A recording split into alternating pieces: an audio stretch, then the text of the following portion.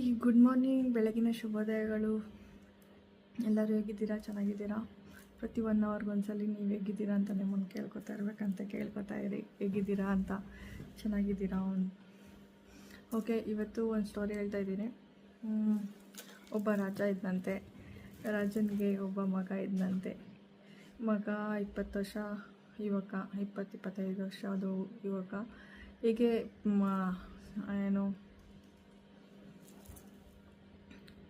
Walk ಮಾಡೋಕ್ಕೆ ಹೋದಾಗ ಅವಳು ಇದೊಂದು ಹುಡುಗಿ ಕಾಣಿಸ್ತಾಳೆ. ಅವರು ಆಸ್ಥಾನದ ವಿದ್ವಾಂಸರ ಮಗಳು ಅವಳು ಕಾಣಿಸ್ತಾಳೆ. ತುಂಬ ಸೂಪರ್ ಕ್ಯೂಟಾಗಿ ಬ್ಯೂಟಿಫುಲ್ ಆಗಿದ್ದಾಳಂತ.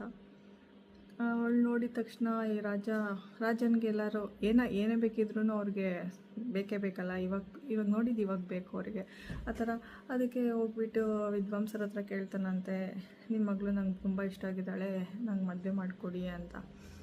ಅದಕ್ಕೆ ವಿದ್ವಾಂಸರು ಹೇಳ್ತಾರಂತೆ, ನಾನೇನು ಹೇಳೋದು, ಅವಳಿಗೂ 20 ವರ್ಷ 18 ವರ್ಷ ತುಂಬಿದೆ, ಅವಳನ್ನೇ ಕೇಳು, ನೀವು ಅವಳು ಒಪ್ಕೊಂಡ್ಮೇಲೆ ನನ್ನದೇನಿದೆ ಅಂತ ಹೇಳ್ತಾನಂತೆ. ಅದು ಯುವರಾಜ ಹೋಗ್ಬಿಟ್ಟು ಅವಳ ಹತ್ರ ಕೇಳ್ತಾನಂತೆ, ನಂಗೆ ನೀನು ತುಂಬ ಇಷ್ಟ ಆಗಿದೆಯಾ, ನನ್ನನ್ನು ಮದುವೆ ಆಗ್ತೀಯಾ ಅಂತ ಅಂತಾನಂತೆ. ಅದಕ್ಕೆ ಅವಳು ಹುಡುಗಿ ಹೇಳ್ತಾಳೆ, ನೀವು ಎಷ್ಟು ಇಷ್ಟಪಡ್ತಾ ಇದ್ದೀರಾ ಅಂತ ನಾನು ತಿಳ್ಕೊಬೇಕು ನೀವು ಅಂತ ಹೇಳ್ತಾಳಂತೆ. ಪರೀಕ್ಷೆ ಮಾಡಬೇಕು ಅಂತ. ಅದಕ್ಕೆ ಏನು ಮಾಡಲಿ, ಏನು ನಾನು ಪ್ರಾಣ ಕೊಡಲ, ನೀನಂದರೆ ಸಖತ್ ನಂಗೆ ಇಷ್ಟ, ನೀನೇನು ಹೇಳಿದ್ರು ನಾನು ಕೇಳ್ತೀನಿ, ನಾನು ರಾಜ್ಯ ಬರ್ಕೊಡ್ಲಾ ಏನು ಅಂತ ಎಲ್ಲ ಕೇಳ್ತಾರಂತೆ. ಇವನ ಹತ್ರನೇ ರಾಜ್ಯ ಇಲ್ಲ, ಇವನು ಇನ್ನೂ ಪಟ್ಟಾಭಿಷೇಕ ಏನೂ ಆಗಿಲ್ಲ, ಆದ್ರೂ ರಾಜ್ಯ ಬೇಕಾ ಏನು ಅಂತೆಲ್ಲ ಕೇಳ್ತಾನೆ.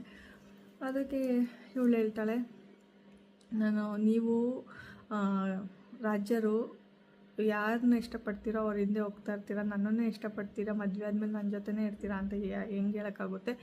ಇನ್ನೊಂದು ಊರಿಗೆ ಹೋಗ್ತೀರಾ, ಅಲ್ಲಿ ಯಾರೋ ಹುಡುಗಿ ಇಷ್ಟ ಆಗ್ತಾಳೆ, ಅಲ್ಲಿಂದ ಯಾರನ್ನೋ ಕರ್ಕೊಬರ್ತೀರಾ, ಅವಾಗಲೇನು ಮಾಡೋದು ಅಂತ ಅಂತಾಳೆ. ಇಲ್ಲ, ನನಗೆ ಮಾಡೋದಿಲ್ಲ ಹಂಗೆ ಹಿಂಗೆ ಅಂತ ಹೇಳ್ತಾನೆ.